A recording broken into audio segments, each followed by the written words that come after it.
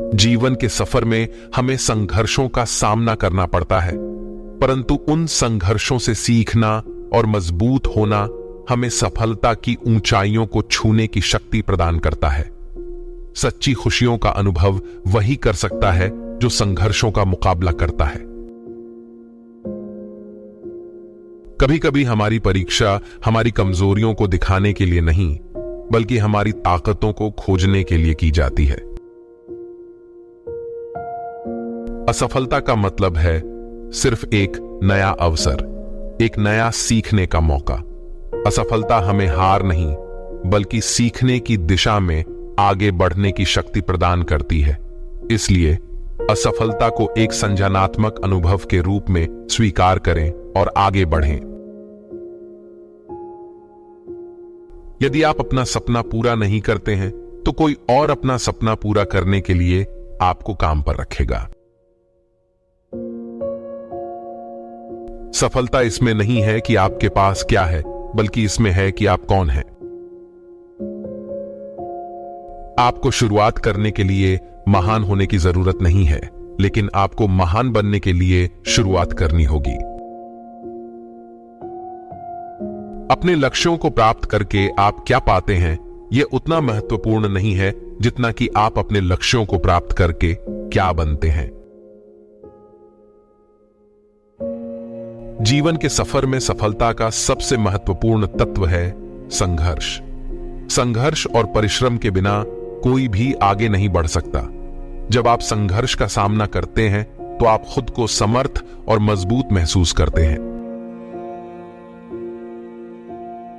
सफलता खुशी की कुंजी नहीं है, खुशी सफलता की कुंजी है। यदि आप जो काम कर रहे हैं उससे प्यार करते हैं, तो आप सफल होंगे। मोह माया से भरा संसार स्वप्न के समान है। यह तभी तक सत्य लगता है जब तक आप अज्ञान की नींद में सोए रहते हैं। जब आप नींद से जागते हैं, तो इसका कोई अस्तित्व नहीं रहता। तीर्थ यात्रा पर जाने की आवश्यकता नहीं है।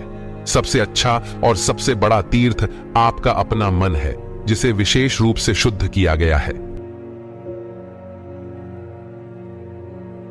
जब मन में सत्य को जानने की इच्छा उत्पन्न होती है, तब सांसारिक बातें निरर्थक लगती हैं। जब तक सत्य का पता न लग जाए, तब तक धार्मिक पुस्तकें पढ़ने का कोई मतलब नहीं है। इसी तरह अगर आप सत्य को जान गए हैं, तो आपको धार्मिक ग्रंथों को पढ़ने की कोई जरूरत नहीं है। सत्य के मार्ग पर चलें।